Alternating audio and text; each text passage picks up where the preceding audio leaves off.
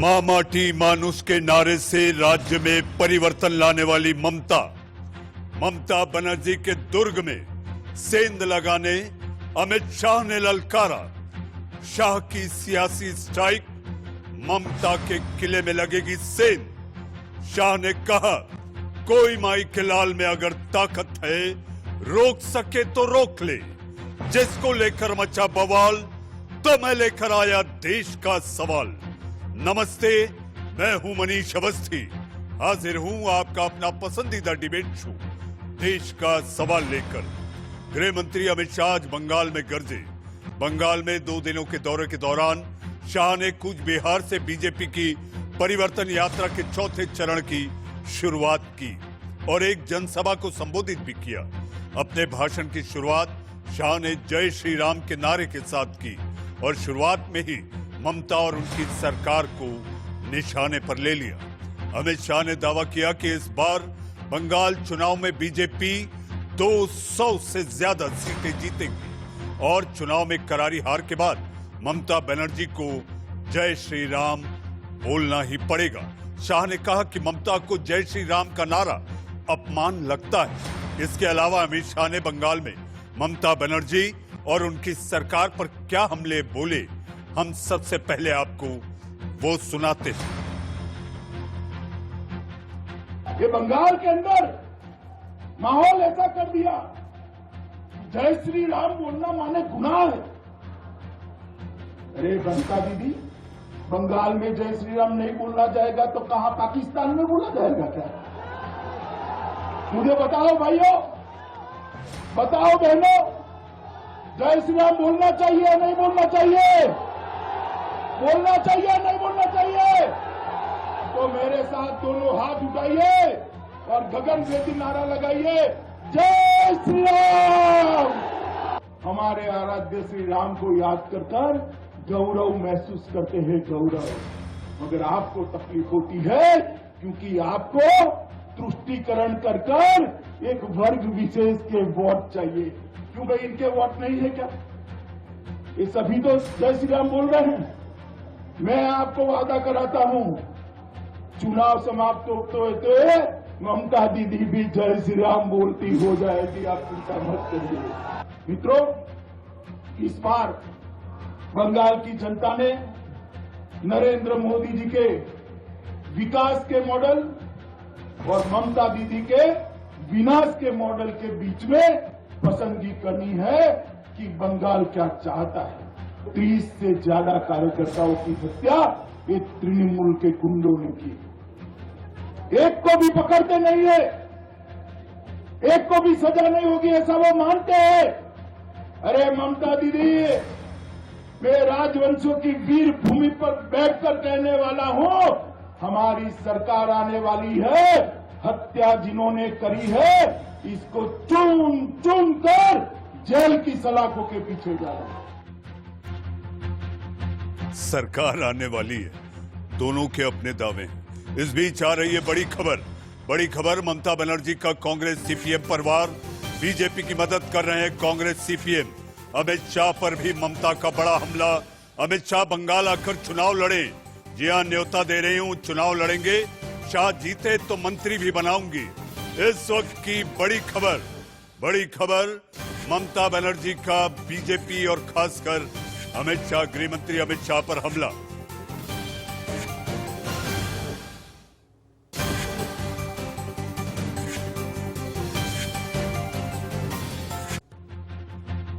जी हाँ, ये वही ममता बनर्जी हैं जो कहती हैं कि आखिर बाहरी लोग बंगाल में आकर करेंगे कि आप चुनाव का न्योता दे रही हैं। कूच बिहार के बाद अमित शाह ठाकुर नगर पहुंचे।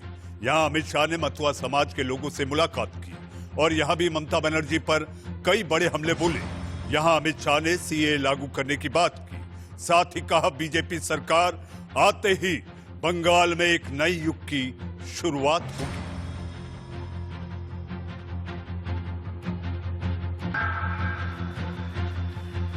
कुछ परिस्थितियों के कारण मेरा दौरा रद्द हो गया तो ममता दीदी बड़ी खुश हो गई कि चलो भाई अच्छा हुआ।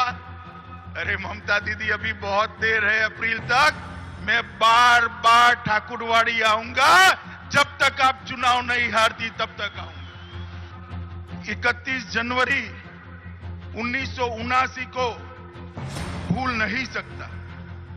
मोरी झापी हत्याकांड जो कम्युनिस्ट सरकार ने अपनी प्रथम बार चुनने के बाद किया था, और वहां से बंगाल में जो हिंसा का दौर चालू हुआ, मैं आपको आश्वस्त करना आया हूं कि वो दौर ममता दीदी नहीं रोक पाई, मगर भारतीय जनता पार्टी वो हिंसा का दौर रोककर विकास का नया युग बंगाल में शुरू करने जा रही है।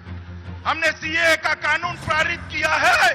मैं आज इस पवित्र भूमि पर वादा कर कर जाता हूं, जैसे ही ये वैक्सीनेशन का काम समाप्त होता है, जैसे ही कोरोना से मुक्ति मिलती है, आप सभी को नागरिकता देने का काम भारतीय जनता पार्टी की सरकार समाप्त। मोदी जी को साथ न देने वाली सरकार हो तो सहायता आप तक पहुंच सकती है क्या? जरा जोर से बोलो, पहुंच सकती है क्या? नहीं पहुंच सकती, क्योंकि ममता दीदी बीच में सारी सहायता को बंगाल की खाड़ी में डाल देती है।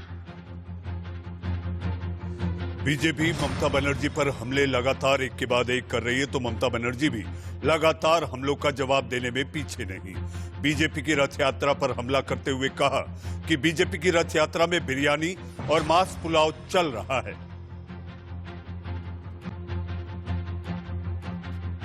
রাবণ ওই রথে করে সীতাকে হরণ করেছিল, সেটা রাবণ রথ। সেই রথে বিরিয়ানি, মাংস পোলাও থেকে, ছানা কাবাব থেকে শুরু করে, একেবারে সাজুগুজু থেকে শুরু করে, খানা পিনা থেকে শুরু করে, বিশ্রাম থেকে শুরু করে, গানা থেকে শুরু করে সব রেডি। যেমন 10 স্টার হোটেলে 10 তারা হোটেলে গেলে পাওয়া যায়, সেইগুলোকে রেখে দিয়েছে। जी अब बोलचाल की बात तो दूर, अब बात खान पान पर आ गई है। जी हमारे साथ इस पर बहस करने के लिए मेहमानों का पैनल है। पैनल में बंगाल के सियासत से जुड़े कई प्रवक्ता हमारे साथ आज के देश के सवाल में आपके टीवी स्क्रीन पर। बीजेपी की प्रवक्ता प्रियंका टिब्रेवाल। प्रियंका अपने तेज तर्रार अंदाज से टीएमसी को घेरने में लगे रहती हैं। प्रियंका जी, लेकिन प्रेम से घेरिएगा। जी हाँ, चुनाव है, चुनाव जनता तय करेगी कौन जीतेगा कौन हारेगा, नाराज मत होइएगा। हमारे साथ बादल देवनाथ। बादल जी, आप भी बादल फटने की तरफ फटते हैं, तो देश का सवाल में यहां पर आप चर्चा करने आए हैं, बहस करने आए हैं। नाराजगी दूर, चर्चा और बहस, ताकि आपको लाखों करोड़ों दर्शक जो देख रहे हैं वो पश्चिम बंगाल की सियासत और वहां लेकर चल रही उठापटक को वो समझ सके कि आखिर वहां पर राजनीतिक दल करने क्या वाले हैं। जी हाँ, हमारे साथ कृपा शंकर चौबे जी, आप राजनीतिक विश्लेषक हैं। कृपा शंकर जी ने पश्चिम बंगाल में लगभग 3 दशक से ज्यादा पत्रकारिता की है। ऐसे में आपका राजनीतिक विश्लेषण की आखिर पश्चिम बंगाल में क्या होने वाला है, इस समय वहां पर जो चल रहा है, जो ताना, जिस तरह से ताने कसे जा रहे हैं, ऐसा लगता है कि यहां पर न जाने कौन सी ऐसी लड़ाई आ गई है, क्योंकि जय श्री राम, जय हनुमान, जय मां काली, तोड़ दुश्मन की नली, तो ममता ने कहा जय सिया राम क्यों नहीं। प्रियंका टिब्रेवाल जी, जय सिया राम क्यों नहीं? जय श्री राम, जय हनुमान, जय मां काली, जय सिया राम से आपको क्यों परहेज? हमें कोई तकलीफ नहीं, ये अपनी अपनी आस्था की बात है। मैं तो ये कहती हूँ कि बहुत अच्छी बात है कि उनके मुंह से कम सिया राम के साथ ही सही राम का नाम तो निकला। तो तकलीफ और परहेज जो है वो तो टीएमसी को है। इसी कारण यहाँ पर जो राम का नाम ले रहे हैं, कोरोना में जो मास्क बांट रहे हैं, सिर्फ उस पर राम का नाम लिखा हुआ है, इसलिए उनको अरेस्ट कर दिया जाता है। मैं ये पूछती हूँ, कानून में ऐसा कौन सा प्रावधान है जो ये कहता है कि आप अगर राम का नाम लेंगे तो आपको अरेस्ट कर लिया जाएगा? मुझे वो सेक्शन कृपा बताइए, वकील होने के बावजूद भी मैं नहीं जानती। दूसरी बात देखिए, किसी भी धर्म में आस्था रखिए, कोई बुराई नहीं है, लेकिन अगर आप किसी धर्म के बारे में नहीं जानते तो आधी अधूरी बात कहने में जरूर बुराई है। ममता बनर्जी ने अभी अभी रैली में कहा कि रावण सीता को रथ में हरण करके ले गया था, ये तो वही रथ है। तो मैं बता दूं, ममता बनर्जी ने रामायण नहीं पढ़ी है। रावण सीता को रथ में नहीं, उड़न खटोले में उठा करके लेकर के गया था, समुद्र पार करके लंका में ले गया था। तो ये उनकी जानकारी में कमी है। तो ये उनको जानना जरूरी है। हाँ, रथ महाभारत में जरूर था, जहाँ श्री कृष्ण थे जो उस रथ को चला रहे थे और अर्जुन जो है वो अधर्मियों पर तीर चला रहे थे। तो थोड़ी महाभारत की भी जानकारी उनको रखनी चाहिए। जी प्रियंका जी आपने रामायण का वर्णन किया। ममता बनर्जी ने आज पश्चिम बंगाल यानी कोलकाता के एक कार्यक्रम में यह भी कहा कि आप लोगों को रविन्द्रनाथ टैगोर की पृष्ठभूमि के बारे में पूरी तरह से नहीं पता, आपको पूरी तरह से स्वामी विवेकानंद जी को लेकर नहीं पता। ऐसे कई तीर उन्होंने भी चलाए हैं। मैं आऊंगा आपके पास। प्रियंका जी, हमारे साथ कांग्रेस की प्रवक्ता सायना जायवेद भी जुड़ चुकी हैं, लेकिन बादल जी मैं आपके पास आऊंगा। जय सिया राम बोलेंगे, जय श्री राम बोलने से आपको परहेज है? तो मैं मनीष जी, राजनीति पे सीनियरिटी का बहुत जरूरी है, क्योंकि आज भी मेरा प्रोग्राम था धामोदर में, एक वीडियो भी आप लोगों को मैंने भेज दिया। एनआरसी, सीए और एनपीआर के खिलाफ अमित शाह के कुछ पुतले का हम लोग ने दाव किया है, जलाया है अमित शाह जी का। देखिए, एक नकली साधु, एक नकली रविंद्रनाथ, ना मुझे काट रहा है, ना दाढ़ी काट रहा है, ना बाल काट रहा है, पूरे देश घूम रहा है मुझे दाढ़ी कोरोना के डर से। वो बाल दाढ़ी नहीं, ये आपको किसने बताया बादल जी आपको किसने बताया? व्यक्तिगत आरोपों और टिप्पणी से आपको बचना होगा बादल जी। ओके, बिल्कुल मैं मानता हूँ, आपका आपको मानता हूँ, आपका सब जवाब भी मानता हूँ। और देखिए, अमित शाह जी यहाँ पर आया, वही बात हुआ। मैंने आसाम कितने बार किया, आज भी मैंने बताया, आसाम में 94 लोग मर गए और वहां पर 3000 करोड़ रुपया वहां पर दिया, जब एशिया में सबसे बड़ा डिटेंशन कैंप होगा। और लाखों लोगों को हर दिन मैसेज दे रहा है, हर दिन को नोटिस पकड़ रहा है, दे रहा है नोटिस कि तुम विदेशी हो गए हो, तुम कोर्ट में जाओ। गरीब लोग कहां पर जाएगा? और वही वहां यहाँ पर आज अमित शाह जी, हम लोग को पता था वो सीए यहाँ पर जो मुस्लिम संप्रदाय को बोल रहा है कि सर सीए देंगे, नागरिकता देंगे, लेकिन नागरिकता लोगों को नहीं मिला। उन सब मिलकर हताश हुआ है अमित शाह का प्रोग्राम, अमित शाह जो भाषण हुआ है। और देखिए, मैं अमित शाह को अनुरोध कर रहा हूँ, जितना बार हो सके बंगाल में आइए, जितने बार हो सके आइए। तो आपने चुनाव लड़ने का न्योता दे दिया बादल देवनाथ जी, आपने तो चुनाव लड़ने का नेता दे दिया। कल तक आप ये कहते थे कि बाहरी लोगों का बंगाल में क्या काम। कार में अमित जी, जेपी नड्डा का सभा हुआ 2 दिन से, आपने खुद देखा, आपका रिपोर्टर से आपने खुद देखा, दो प्रोग्राम जेपी नड्डा का प्रोग्राम बिल्कुल कैंसिल हो गया, क्योंकि लोग नहीं था। 150 लोग था वहां पर, और 1500 लोग लेके तारापीर बीरभूम ने सभा किया है। जेपी नड्डा का सभा, ऑल इंडिया ऑर्गेनाइज का, उन लोगों का सभा में लोग नहीं हो रहा है। आज अमित शाह का प्रोग्राम में थोड़ा लोग हुआ, मैं मान लेता हूँ, लेकिन कुछ भी नॉर्थ बेंगल से बंगाल में हर जगह पे भाजपा को 40 से 50 सीट नहीं मिलेगा, मैं दावे के साथ कह सकते। और आइए प्रियंका जी से जवाब ले लेते हैं। 200 की वैतरणी कैसे पार करेंगी प्रियंका? देखिए बादल जी, इतना डर किस चीज का है? फिर जब लोग ही नहीं है, आपको लगता है हमारे पास समर्थन ही नहीं है, जनता हमारे साथ है ही नहीं। अरे रावण हंसी मत हंसिए, पहले बात सुनिए। जब आपको ये लग रहा है कि जनता का समर्थन ही नहीं है हमारे साथ, फिर राम के नाम से डर क्यों लग रहा है? फिर जहां पर भी हमारी रैलियां हो रही हैं, वहां पर आप अटकाने की कोशिश क्यों कर रहे हैं प्रशासन को देकर के? फिर किस चीज की चिंता? फिर क्यों कहती है अमित शाह को कि आप आकर के चुनाव लड़ लीजिए? अरे अमित शाह जी को तो आप बाहरी कह रही हैं, उनको आप न्योता दे रही हैं। आप मुझे एक बात बताइए, आप तो बाहरी नहीं है ना, आप तो पश्चिम बंगाल की हैं। फिर डर कैसा है? जो भवानीपुर को छोड़ करके यहाँ की नंदीग्राम में लड़ूंगी, 2 सीटों से चुनाव लड़ूंगी, कौन डर रहा है? ये जवाब दीजिए। हम जहाँ लड़के थे वहीं लड़ रहे हैं। आवाज जिसकी निकली, जवाब वो देगा, जवाब उसको देना पड़ेगा जो 10 सालों से यहाँ है मगर कोई डेवलपमेंट नहीं किया, एक इंडस्ट्री नहीं बैठाई 10 सालों में, लोगों से झूठे वायदे।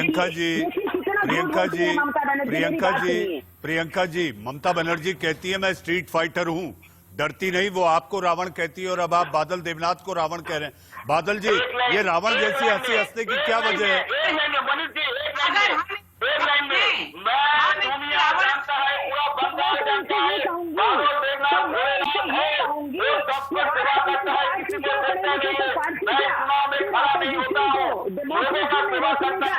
सब जानते हैं, सोच रहे हैं। देखिए हमने एक बार भी नहीं कहा कि टीएमसी की रैली में कितने लोग आए हैं, मगर इनका पूरा कंसंट्रेशन है कि रैली में कितने लोग आ रहे हैं या कितने नहीं आ रहे हैं, उसको ये झूठी बातें करके लोगों तक पहुंचाना चाह रहे हैं। मगर हमें इसकी आवश्यकता नहीं, क्योंकि जनता देख रही है कि हमारे साथ कितने लोग आ रहे हैं और जनता आ रही है।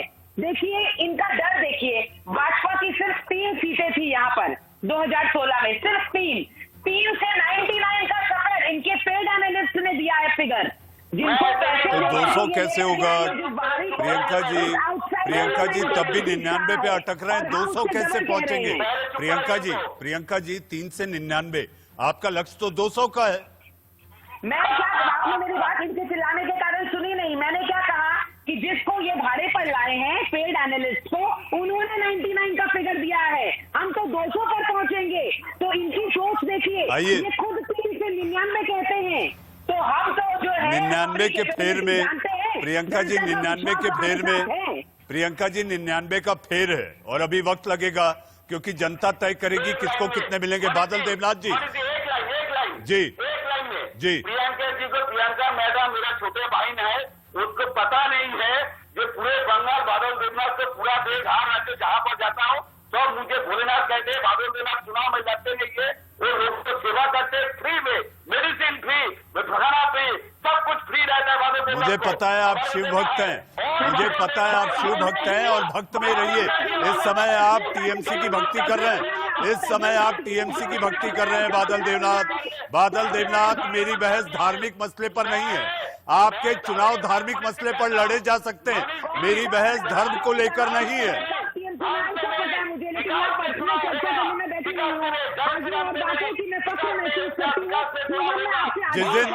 जिस दिन मेरी बहस धर्म को लेकर रहेगी बादल देवनाथ, आपको बुलाऊंगा भी, आपको बुलाऊंगा, आपको न्योता दूंगा और मैं कहूंगा, आपने कहा है आप शिव भक्त हैं, तो मैं कहूंगा कि शिव तांडव गाकर दिखाना। लेकिन आज आप टीएमसी की भक्ति करने बैठे हैं, आप केवल सियासी सवालों के जवाब दीजिएगा। जी हाँ, हमारे साथ बादल देवनाथ जी, मेरे साथ 2 और मेहमान हैं। मेरी धर्म, आपके सियासी पैतरे हो सकते हैं, धर्म को लेकर, जाति को लेकर मेरी बहस नहीं। बिल्कुल मान लिया आपका शब्द, मान लिया मैंने, मान लिया आपको, आपको किया रहा बड़े भैया, मैं कह रहा है आपको मान लिया। लेकिन बंगाल में विकास और जय श्री राम के विकास के मुद्दे पर वोट होगा और मैं आपसे चर्चा करूंगा विकास बनाम विनाश मॉडल, मैं आपसे वो भी चर्चा करूंगा। मैं आपसे बादल जी, मैं आपसे प्रियंका टिबरेवाल, बादल देवनाथ, मैं आपसे विकास बनाम विनाश मॉडल पे भी चर्चा करूंगा। मेरे साथ और भी मेहमान हैं, वो क्या सोचेंगे कि मैं उन्हें वक्त नहीं दे पा रहा। हमारे साथ वाम नेता, जी हाँ, वरिष्ठ नेता आमिर हैदर जैदी साहब भी जुड़ चुके हैं। आमिर साहब, आपका स्वागत है। लेकिन साइना जावेद रुकी हुई है। साइना, आज आपकी नेत्री, आज मौनी अमावस्या है, अगर आपको समझता होगा, आज मौनी अमावस्या में संगम पर उन्होंने चप्पू चलाया है। जी हाँ, चप्पू चलाया, लेकिन बंगाल में चप्पू चलाने से आपकी चुनावी वैतरणी पार नहीं होगी। अगर देखा जाए, मैं आपके बात में भी आ रही हूँ, उससे पहले मैं कहना चाहती हूँ, अभी जिस तरह से बहस चल रही थी टेलीविजन में, मुझे लगता है चोर चोर मौसेरा भाई, आज वाम कांग्रेस के जो यूथ मोर्चा और युवा मोर्चा और छात्रों की तरफ से इतनी बड़ी आंदोलन, इतनी बड़ी रैली आज चली, जिसे रोकने के लिए टीएमसी के दीदी के पुलिस ने लाठीचार्ज किया स्टूडेंट के ऊपर, उन्हें बुरी तरीके से जख्मी किया। हजारों के 100 के तादाद में जो स्टूडेंट है वो जख्मी है। तो मैं कहना चाहती हूँ, जो इनकी जो नीति है बीजेपी और टीएमसी की, वो बिल्कुल एक जैसी है। क्योंकि जिस तरह से अमित शाह जी अभी बंगाल में आ रहे, दौरा कर रहे, और अमित शाह को ऊपर अटैक करके ममता बनर्जी बात करती है, लेकिन आपस में जो दोनों बीजेपी और टीएमसी, वो तो आप पर आरोप लगा रही हैं, वो तो आप पर आरोप लगा रही हैं साइना, वो आप पर आरोप लगा रही हैं कि कांग्रेस और वाम दल मिलकर बीजेपी को मदद कर रहा है, वो तो आप पर आरोप लगा रही है कि अगर बीजेपी को सही तरीका से रोक पाएगा तो वो कांग्रेस, और बीजेपी को अगर रोकेंगे तो उनका जो भाईपो है अभिषेक बनर्जी, उसको बीजेपी वाले ईडी सीबीआई लगा कर जेल में भर देंगे। तो इस डर से ममता दीदी आज वामफ्रंट और कांग्रेस का जो जोड़ था वो आंदोलन को रोकने के लिए स्टूडेंट पर लाठीचार्ज कराए। मैं पूछना चाहती हूँ ममता बनर्जी जी से, आप अपना स्टैंड क्लियर करिए। आप बीजेपी के साथ है या बीजेपी के बी टीम बनकर आप यहाँ पर चुनाव लड़ना चाहते हैं? अरे क्या बात कर रही है साइना, वो तो आप पर कह रही है साइना, वो तो आप पर कह रही है साइना जी। मोहतरमा मेरा एक सवाल ले लीजिए आप, आपने पहले जवाब दिया, वो तो सीधा आप पर कह रही हैं। वो कह रही हैं कि आप और वाम मिलकर बीजेपी की मदद कर रहे हैं। आप कहीं भी दिखा दीजिए कि वाम और कांग्रेस मिलकर बीजेपी का मदद कर रहे हैं, क्योंकि अगर बीजेपी को पूरे हिंदुस्तान में किसी से डर है तो सिर्फ कांग्रेस पार्टी से और हमारे राहुल गांधी जी से, क्योंकि राहुल गांधी जी और कांग्रेस पार्टी किसान आंदोलन से लेकर हर आंदोलन, जो आम लोगों के आंदोलन है, जो किसानों का आंदोलन है, जो मजदूरों का आंदोलन है, जो युवाओं का आंदोलन है, उसे एक्टिव करने पर लगी हुई है। हम उन लोगों के साथ है। और बीजेपी के पास बादल देवनाथ एक रिबटल, आप अगर एक रिबटल देना चाहें तो आप साइना को रिबटल दे, तो मैं जैदी साहब की ओर आगे बढ़ूं। देखिए आज जो हुआ मुझे पता था, मैं कलकत्ता में था। ये लोग क्या किया देखिए, वो पुलिस के ऊपर पत्थर फेंका। पुलिस का जो रूल्स है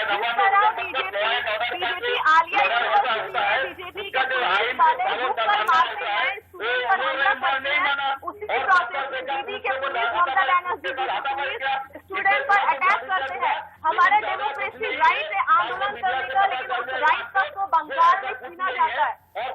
बंगाल में तो न्याय व्यवस्था नहीं है, बंगाल में हर वक्त पॉलिटिकल वायलेंस होता है। जिस तरह छात्रों को मारा गया, जिस तरह किया गया, इसका जवाब भी दीदी को देना पड़ेगा। और दीदी डर गई है कि आने वाले दिनों में वाम और कांग्रेस का जो सरकार बनाने वाले हैं, डर है उनको।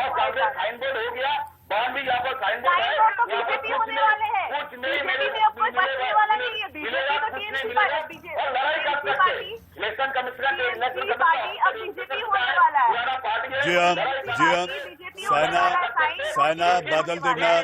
साइना बादल देवनाथ मेरे साथ दो और मेहमान बाकी हैं, आमिर हैदर जैदी साहब। साइना मोहतरमा थोड़ा धीरज रखिए, मैं आऊंगा आपके पास।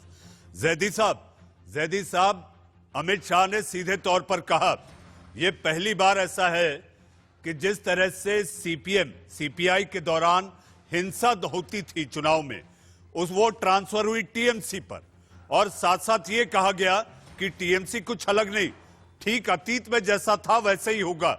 और आप पर यह भी उन्होंने कह दिया कि आप लोग मिलकर, आप और कांग्रेस मिलकर, आप जो है सीधे तौर पर आप ममता की मदद करेंगे, ऐसा ये भी कहा जा रहा है। ममता कह रही है कि आप लोग मदद करेंगे बीजेपी की।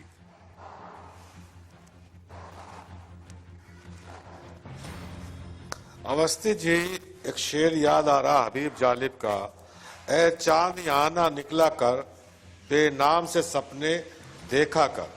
यहाँ उल्टी गंगा बहती है, इस देश में अंधे हाकिम हैं, न डरते हैं न नादिम हैं, न लोगों के वो खादिम हैं। हम एक अभी प्रधानमंत्री ने एक शब्द यूज करा, परजीवी। हम परजीवी नहीं है, हम किसी की सवारी नहीं करते। परजीवी ये लोग हैं जो उत्तर प्रदेश के अंदर बहन मायावती की सवारी करके सत्ता में गए, बिहार के अंदर नीतीश कुमार की सवारी करके सत्ता में गए, महाराष्ट्र के अंदर शिवसेना की सवारी करके सत्ता हासिल करने की कोशिश की और वहां सत्ता भोगी। तो परजीवी तत्व जो है वो यही है, जो ममता बनर्जी को दुर्गा का अवतार बताते थे, उसे साथ लेके घूमते थे, वामपंथ के खिलाफ हिंसा करते थे, तो वो परजीवी तबका ये मौजूद है, मालूम है। और रही एक पार्टी कह रही है कि अमावस्या की रात है, चप्पू चला लीजिए, जनता वोट दे देगी। एक कह रही है श्री राम नहीं बोलते, श्री राम को वनवास तो दूसरा इन लोगों ने दे दिया। क्या हिंदुस्तान के अंदर अगर ये श्री राम को दूसरा वनवास नहीं देते तो दिल्ली की ड्योढ़ी के ऊपर, जिसे हम अन्नदाता कहते हैं, भगवान कहते हैं, वो यहाँ अपनी बात उठाने आता है तो उसे सुनते नहीं है।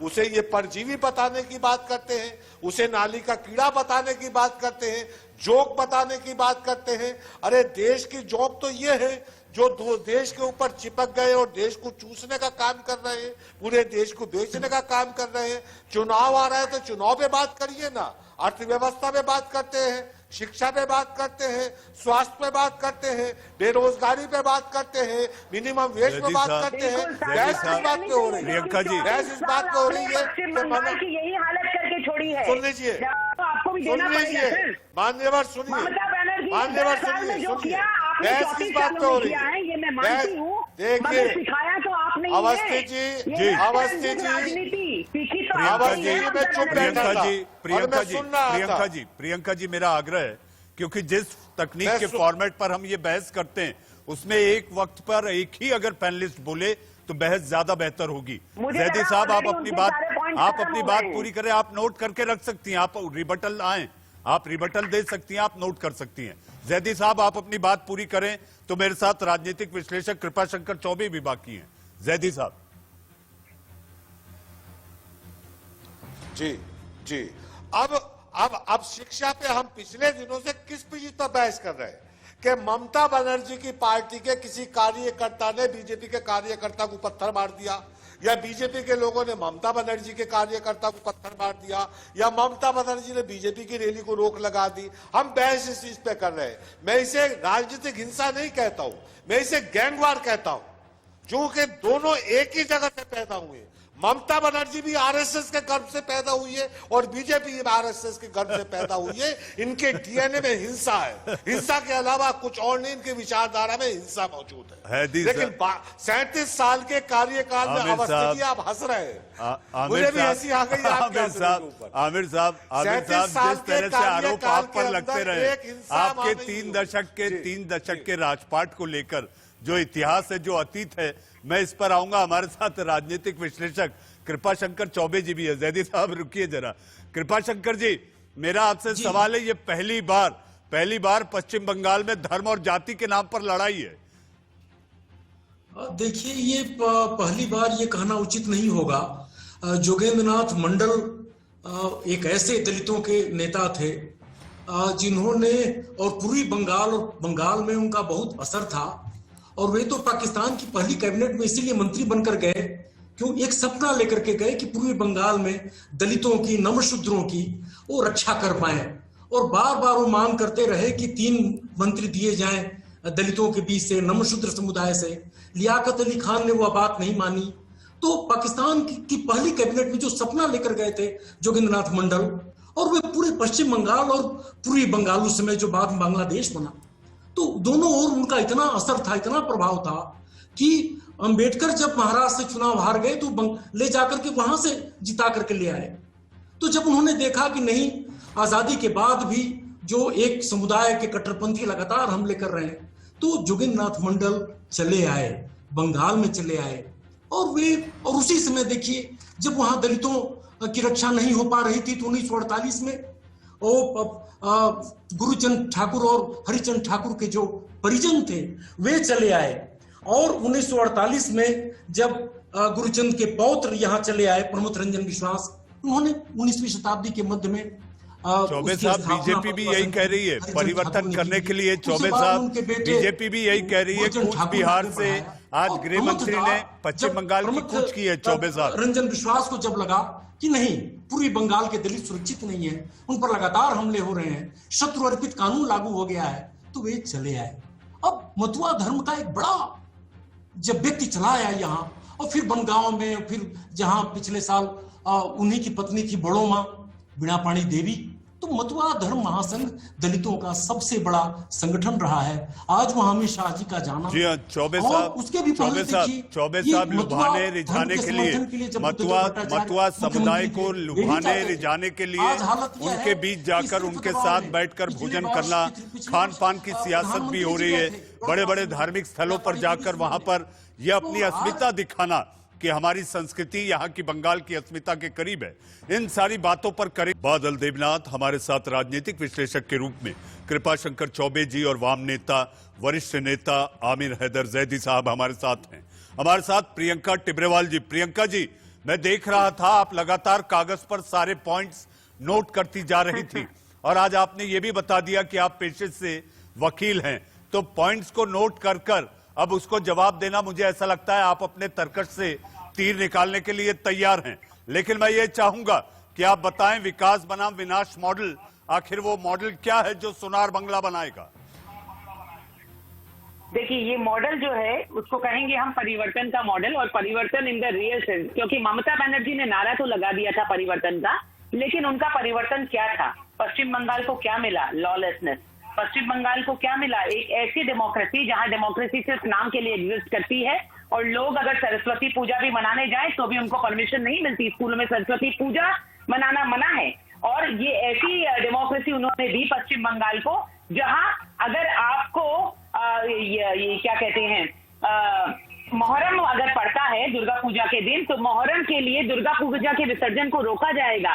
तो ये डेमोक्रेसी के एक दो पॉइंट्स है जो मैंने आपको बताए। सिर्फ यही नहीं, डेवलपमेंट के नाम पर ममता बनर्जी ने दिया सिंगूर आंदोलन दिया, जहां लोग मरे हुए लोगों के ऊपर खड़े होकर के तमाशे की राजनीति करके ममता बनर्जी आ तो गई नंदीग्राम से यहाँ, लेकिन उन फार्मर्स को क्या मिला? एक ऐसी जमीन जो बंजर रही, जहां ना खेती हुई, ना डेवलपमेंट आया, ना नैनो की फैक्ट्री बटी, ना लोगों को जॉब्स मिले, ना एम्प्लॉयमेंट हुआ। मैंने इतनी बार डिबेट में इनसे एक ही क्वेश्चन किया है और आज फिर कहती हूँ कि मुझे एक ऐसी इंडस्ट्री का नाम बताइए जो 10 सालों में ममता बनर्जी ने यहाँ खोली है, लेकिन इसका कोई जवाब नहीं।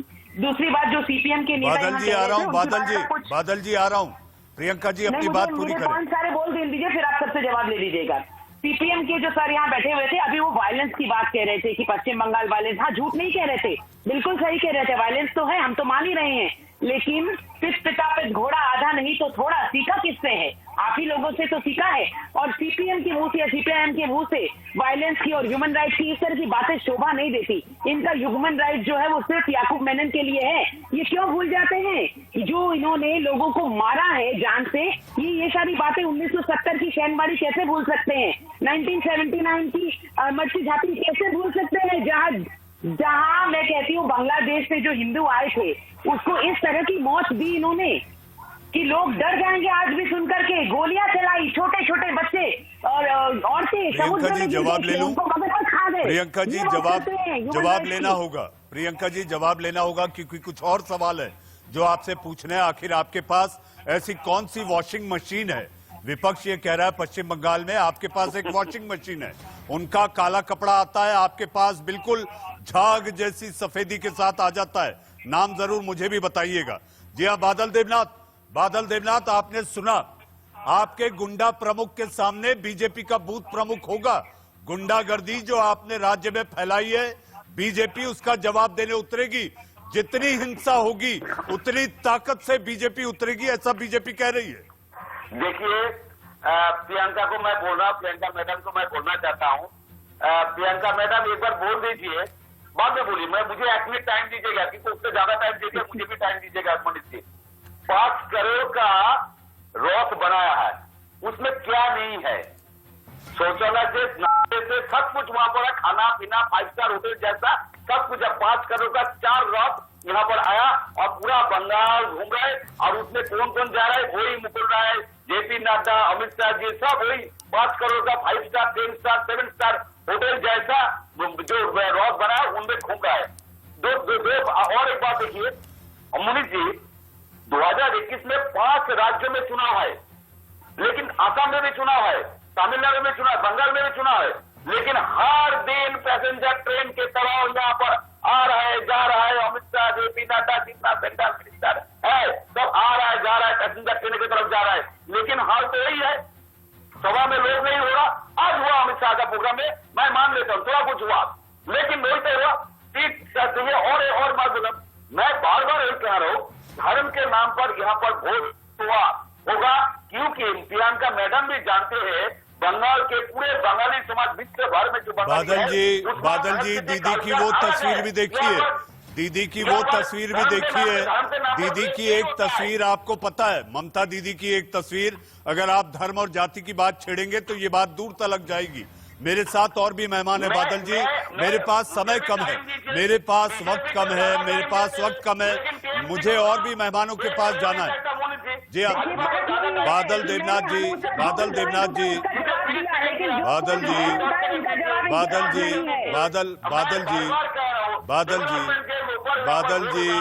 जी, मुझे पता है दीदी ने कहा है मैं स्ट्रीट फाइटर हूं, मैं डरती नहीं, लेकिन डराने से चूकती भी नहीं। आऊंगा बादल जी आपके पास। हमारे साथ जैदी साहब हैं। जैदी साहब, आपकी उंगली उठी हुई है, लेकिन सारी उंगलियां आप ही की तरफ उठ रही हैं।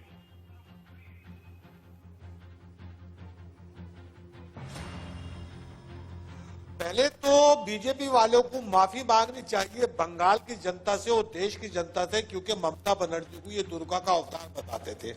अब ममता बनर्जी की ये हिंसा गिना रहे हैं तो फैसला तो आप ही करेंगे। दूसरे, आप कहते हैं कि बंगाल के अंदर जब कम्युनिस्टों की हुकूमत थी तो हिंसा हुआ करती थी। माफ कीजिएगा, गुजरात के अंदर तो कम्युनिस्टों की हुकूमत नहीं थी, भिवंडी और भागलपुर में तो कम्युनिस्टों की हुकूमत नहीं थी, बिजनौर और मुजफ्फरनगर में तो कम्युनिस्ट सत्ता में नहीं थे, 84 के दंगों में तो दिल्ली के अंदर कम्युनिस्ट हुकूमत में नहीं थे। ये सारे कत्लेआम किसी ने किए, पूरा देश जानता है। बंगाल के अंदर कोई 37 सालों के अंदर एक कोई हिंसा, राजनीतिक हिंसा बता दीजिए, धार्मिक हिंसा बता दीजिए, मैं राजनीति से संन्यास ले लेता हूं। त्रिपुरा के अंदर जब सत्ता का परिवर्तन हुआ, इस बीजेपी ने खुला नंगा डांस किया है, वहां पर कम्युनिस्ट पार्टी के दफ्तर तक चला दिए गए और आपने वो देखा। पत्रकार बंधु मौजूद है, आप जानते हैं सब कुछ। तो ये हिंसा इनके डीएनए के अंदर मौजूद है। अब ये राम का नाम लेते हैं, मैं कह रहा हूं राम को तो दूसरा वनवास ये दे चुके हैं, ये दूसरा वनवास। इसलिए अगर राम हिंदुस्तान में होते, रामराज होता तो ये दिल्ली की जोड़ी पर किसान ना बैठा होता, मजदूरों का पलायन ना होता। ये सारी चीजें आपके सामने मौजूद है। लेकिन बात क्या पे हो रही है, मैं वही कहता हूं कि बीजेपी और टीएमसी की गैंगवार पर बात हो रही है। मैं इस पर बात करने को तैयार नहीं हूं। मैं कहता हूं और स्वास्थ्य में बात करते हैं, जो शिक्षा में बात करते हैं, बेरोजगारी पे बात करते हैं, एमएसपी पे बात करते हैं, लेकिन ये चुनाव में इस पे बात नहीं करते हैं।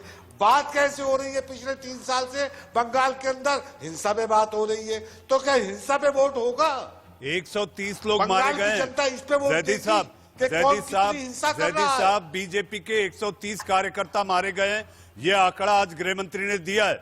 लेकिन इस पर हम चर्चा आगे करेंगे। मेरे साथ 2 और मेहमान हैं, मेरे पास वक्त कम है। दिल्ली के, सुन लीजिए, आप करिए ना। दिल्ली के अंदर, दिल्ली के जोड़ी पर किसान 200 शहीद हो गए बैठकर सर्दी के अंदर। उसका आंकड़ा भी तो प्रधानमंत्री दे ना, उसका जिम्मेदार कौन होगा? जैदी साहब, किसानों की बहस में मैं आपको बुलाऊंगा। जैदी साहब, किसानों को लेकर बहस होगी, मैं आपको बुलाऊंगा और हम इस पर भी चर्चा करेंगे। अन्नदाताओं को लेकर लगातार मैं चर्चा कर रहा हूँ। जैदी साहब, आपको मैं निमंत्रण दूंगा और आप जरूर आइएगा, मैं आपकी भी राय लूंगा।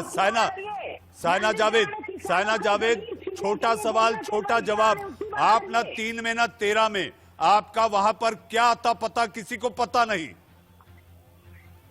हम लोग बहुत ज्यादा मीडिया कांग्रेस को दिखाना नहीं चाहती, शायद बीजेपी वाले डरते हैं इसलिए दिखाना नहीं चाहती, नहीं पता। लेकिन कांग्रेस पार्टी रास्ता में उतरकर आंदोलन कर रहे हैं। हम लोग 3 और 13 लोगों के साथ है, आवाम के साथ है। हम लोग है, वो आप लोग को दिख नहीं रहा, वो आपका प्रॉब्लम है। आप लोग देखिए तो हम लोग हर रोज अधीर रंजन चौधरी जी 10,000 से भी ज्यादा लोगों का रैली कर रहे हैं, हर डिफरेंट अभी नहीं कर रहे, वो दिल्ली में। साइना जी, अधीर रंजन जी दिल्ली में, अधीर रंजन जी दिल्ली में है और वो संसद में वॉकआउट कर रहे हैं। वो अधीर रंजन जी दिल्ली में है और संसद से वॉकआउट कर रहे हैं, ये देख रहे हैं। वो आ रहे हैं बंगाल में, हर रोज कांग्रेस की तरफ से अलग अलग जगह में आंदोलन हो रहा है, जो आपको नहीं दिख रहा। इनफैक्ट आज इतना बड़ा वाम कांग्रेस जोड़ का आंदोलन है, वो दिखाइए ना, वो तो आप नहीं दिखा रहे। यहाँ 100 आदमी बीजेपी ज्वाइन करते हैं तो आप बड़े बड़े हेडलाइन बनाते हैं। यहाँ अरे बीजेपी का कुनबा बढ़ रहा है, आपका कुनबा खिसकता जा रहा है। साइना, मोहतरमा मेरी बात सुनिए। एक सवाल मैं बीजेपी वाले से सिर्फ इतना ही जानना चाहती हूँ। आप टीएमसी का अगेंस्ट में कह रहे हैं कि बंगाल को सोनार बांग्ला बनाएंगे। सारे टीएमसी के जो जी अभी कई ऐसी बहस होंगी। साइना, मैं बुलाऊंगा। हमारे साथ कृपा शंकर चौबे साहब हैं। कृपा शंकर जी, मैं आपसे आखिरी सवाल और एक विश्लेषक के रूप में मैं आपसे जानना चाहूंगा, और देश का सवाल देख रहे दर्शक भी। कृपा शंकर जी, इस समय क्या डॉक्टर श्यामा प्रसाद मुखर्जी के शिष्यों का होगा बंगाल राज, आपको लगता है? देखिए, संभावना तो है, इसलिए कि लेकिन यह भी है कि तृणमूल कांग्रेस को भी बहुत कमजोर नहीं मानना चाहिए। और पहली बार ये जो संभावना बनी है, उसके पीछे भी मनीष जी, जो आपका प्रश्न था जाति और धर्म का, उसकी भूमिका है। आप अगर एक दल एक धर्म विशेष के लोगों को सुविधाएं देगा तो दूसरे दलों को आप खुली छूट दे रहे हैं, तुष्टीकरण के आरोप भी लगेंगे। लेकिन जो जाति का सवाल है, मतुआ धर्म का समर्थन, ये पहली बार हुआ है कि जो सवाल मतुआ धर्म उठाता था, जो गुरुचंद ठाकुर, हरिचंद ठाकुर उठाते थे, बीड़ोपाणी देवी उठाती थी, जो मतुआ धर्म महासभा ने पहली बार ये मांग की थी कि जिन्हें आप घुसपैठिया कहते हैं, घुसपैठिया नहीं है, वे शरणार्थी हैं। आपने बोलते बोलते चौबे साहब आपने साफ कर दिया कि धर्म और जाति सबसे बड़ा ट्रम्प कार्ड होगा। धर्म और जाति सबसे बड़ा ट्रम्प कार्ड होगा। बीजेपी ने पत्ते खोल दिए, ममता रुक रुक कर खोल रही हैं। जी हां, देश का सवाल में आप लोग जुड़े, लेकिन जाते जाते मैं ये कहना चाहूंगा, अगले सप्ताह बसंत पंचमी है, मां सरस्वती की पूजा है। जय श्री राम, जय हनुमान, जय सरस्वती को लेकर भी विवाद है। जी हां, बनन में बागन में बंगरो बसंत है, ये कवि निराला जी ने कहा है। हम जाते जाते इतना ही कहना चाहेंगे, सियासत जिस तरह से पश्चिम बंगाल में आगे बढ़ रही है, ऐसा लगता है राम जी करेंगे बेड़ा पार। देश का सवाल में आज के लिए बस इतना।